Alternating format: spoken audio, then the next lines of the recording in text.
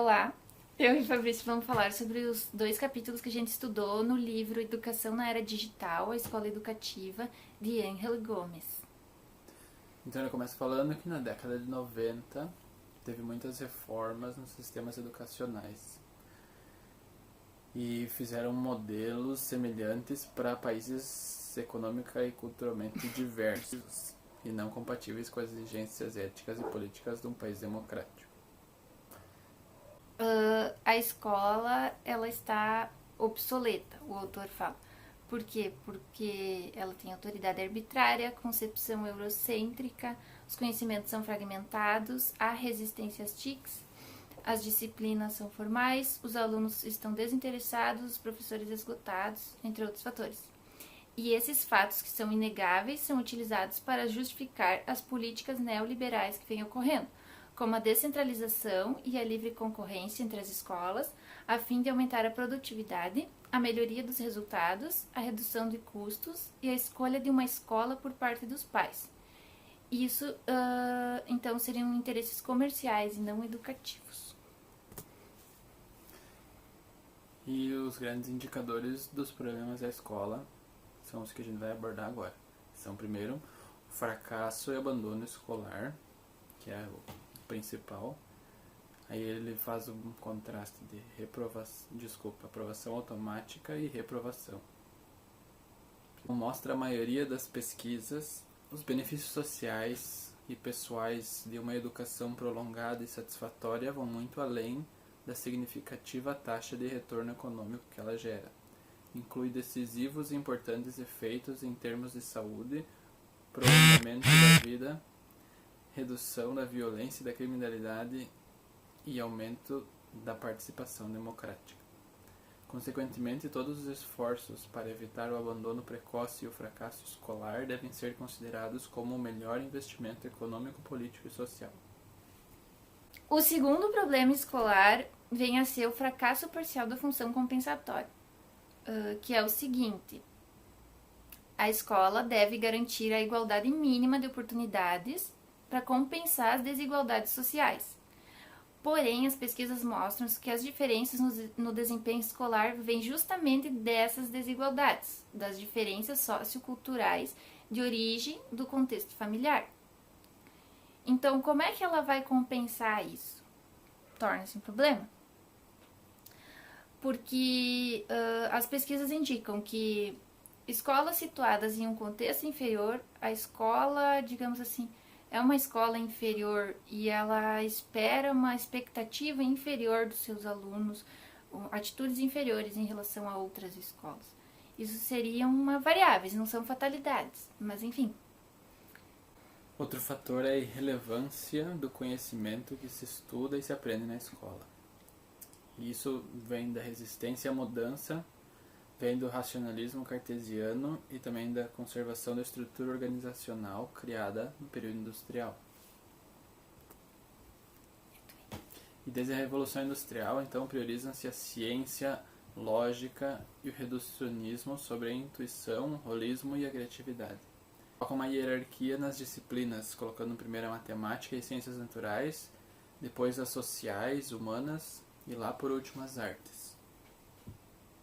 Hoje em dia, com um mundo confuso, misturado, mutável, digital, interdependente e outros adjetivos, esses pressupostos são obsoletos.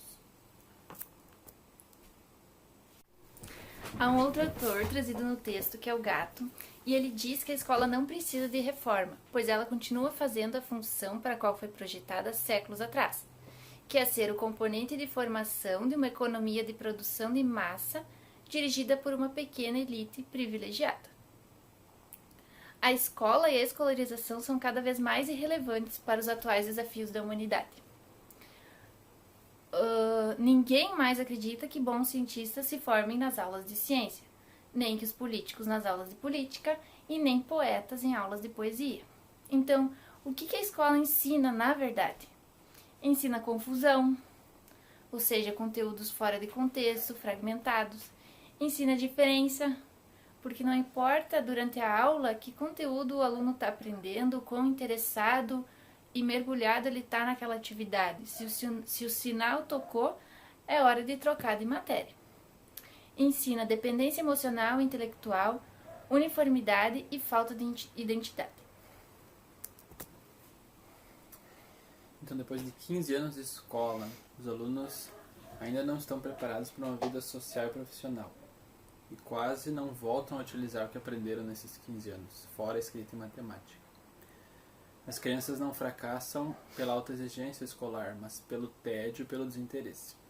Os problemas principais são a fragmentação, descontextualização, priorização da quantidade sobre a qualidade, que advém de um currículo enciclopédico com pouca profundidade, a reprodução, a transferência, o tédio, passividade e a uniformidade. E a desmotivação. O autor, então, ele propõe algumas mudanças na escola, que são as seguintes. As competências não devem ser agregadas aos conteúdos, elas devem ser as finalidades. O currículo deve abordar todas as dimensões do desenvolvimento, que são 3. A dimensão dos conhecimentos, que engloba habilidades e conteúdos.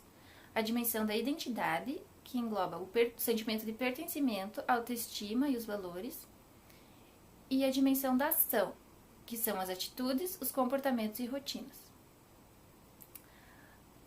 Ele também coloca que o currículo deve ser menor em extensão e maior em profundidade, que deve contemplar o conhecimento histórico.